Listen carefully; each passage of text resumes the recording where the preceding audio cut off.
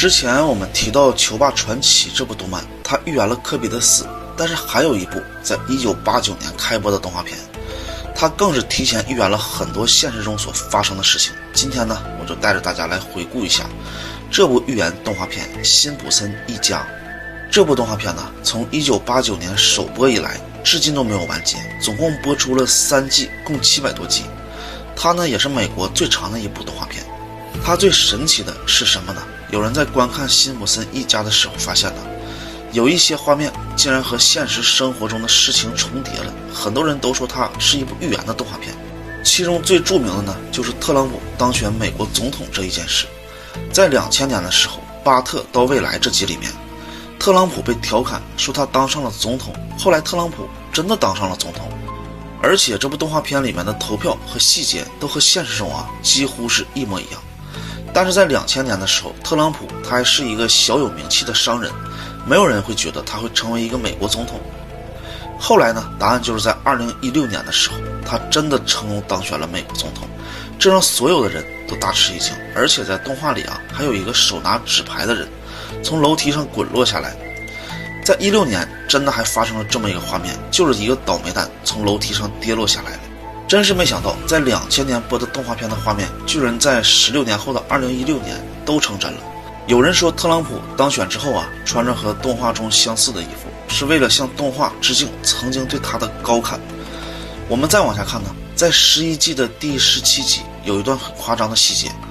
女儿 Lisa 刚刚就任美国总统，她坐在办公桌前和幕僚们谈话说前任美国总统特朗普给我们留下一个烂摊子，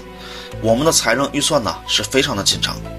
我们在现实中都知道，特朗普离开的时候确实给拜登留下了27.75万亿的美元政府债务。还有一个细节，女儿 Lisa 就职当天呢，穿的竟然和哈里斯就职那天穿的一模一样。这部动画片它不仅预言了美国总统的人选，还预言了穿着，这也让很多人怀疑了这部动画片为什么这么神奇呢？我们下期再见。辛普森一家我们说到了，他预言到了美国总统。今天呢，我们再来看一下他神奇的预言，居然还预言到了911事件。在1997年9月播出的第9季中，女儿 Lisa 正在看着一本杂志，杂志上面有个图案，一个9美元的符号，旁边是纽约的标志性建筑双子星大楼，而这两个图案连在一起就是911这个数字。而在这一集播出的4年之后，发生了震惊世界的911恐怖袭击。而在这场袭击之中，双子星大楼被撞毁了，而这场恐怖袭击将有3000人遇难，而且对美国的经济也造成了很大的影响。有的人会说了，这是在硬往预言上凑吧，只是一个巧合罢了。那好，如果这么想我们再看一个，在1998年第10季的第2季中，莫霍在黑板上写下了一个公式，说这是上帝粒子的计算公式。上帝粒子是一种基本粒子，它被看作是物质的质量之源。然而在2013年的欧洲大型核子研究中心首次发现了上帝粒子，说如果物质离开了上帝粒子，物质世界就会瞬间的瓦解。但是我们想这么一个问题，在2013年发现的粒子，在1998年又同时出现了在动画之中，而且有物理学家出来说明，说动画中的公式和现实中的结果只相差了10亿分之一。此外呢，他还预言了诺贝尔奖。大家好，最近有很多网友说辛普森一家又预言中了我们2023年即将要发生的事情。这一集呢，我们就来了解一下丧尸病毒。在第21季第4集中播放到2023年小镇研发出了一种汉堡，他们将上等的牛肉打碎，然后用这些牛肉喂养其他的牛，然后再把这些喂养的牛肉的牛给搅碎，这样肉饼就做好了。第2步，再用黑麦面包给夹住，这就是特制汉堡。一个记者打算做第一个品尝的人，谁知道刚吃了一口，记者就开始抽搐，然后开始疯狂的咬人。周围被咬的人呢，都成了丧尸。7天以后，这个小镇变成了丧尸国。辛普森一家当时正在家里打扑克，所以就幸免于难。但是很快食物就吃完了，只剩下最后一个丧尸汉堡了。辛普森的儿子饿得不行了，就把这个汉堡给吃了。但是辛普森的儿子竟然吃完之后，他没有变成丧尸，他就开始觉得儿子的身体内一定有丧尸病毒的抗体，就给医生打了电话。医生说辛普森的儿子是小镇最后的希望。最后全小镇的人喝了辛普森儿子的洗澡水以后呢，都恢复了正常。这是辛普森一家中的预言。但是我们回到现实的生活中，不知道大家在最近呢有没有看到网络上有这种消息，说英国呀最近爆发了一种很神秘的疾病，它能将鸽子变成歪脖子的僵尸，得病的鸽子都丧失了飞行能力，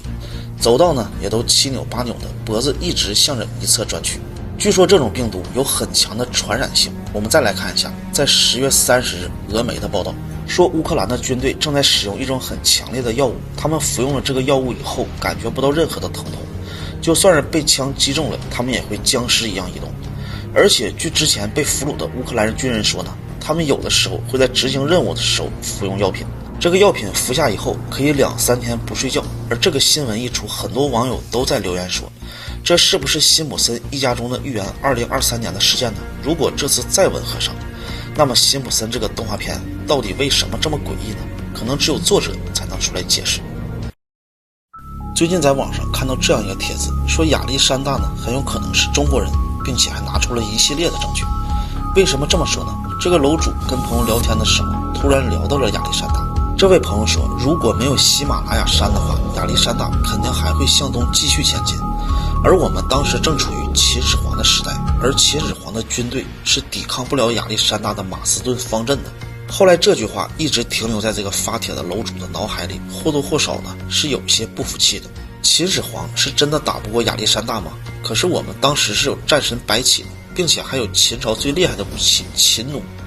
于是楼主就查阅了各种资料，渐渐的疑问也就多了起来。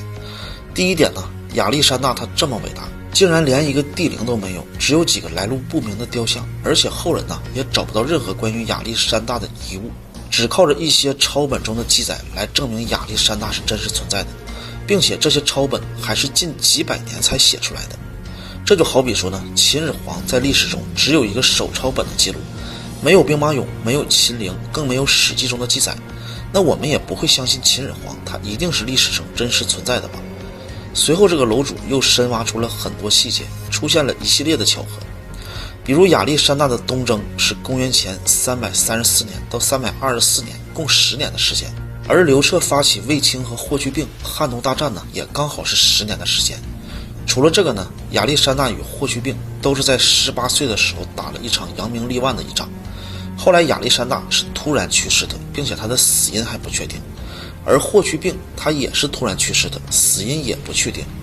但霍去病是我们历史上被证实的人物，今天我们还可以找到证据。而亚历山大他是毛都没有。还有刘彻，他是16岁登基平定了南越国，亚历山大也是16岁登基，他平乱了叛乱的城市。更有细心的网友呢，在网上找到了很多资料，而越查越发现亚历山大有很多故事都能和我们古代的名人事迹对应得上。种种的一切呀，更让我们觉得亚历山大可能就是西方模仿我们华夏文明虚构出来的人物。各位朋友们，说到这里啊，你们觉得呢？